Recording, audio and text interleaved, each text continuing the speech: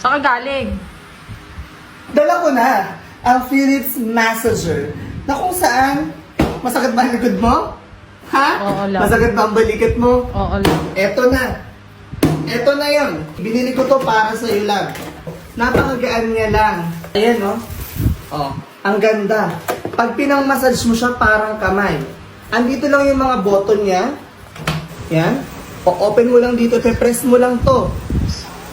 May nagsasalita, massage on. Andito ang intensity niya. May mode siya. Pwedeng relaxing mode lang. Pwede ring mabilis.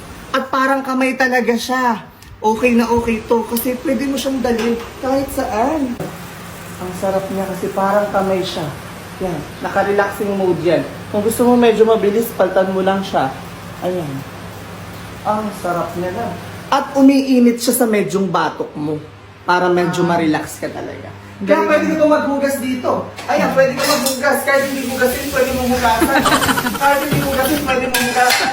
Kahit hugas na, pwede mo pa siyang hugasan. Diba? Parang may pwede gawin habang suot mo ito. Diba?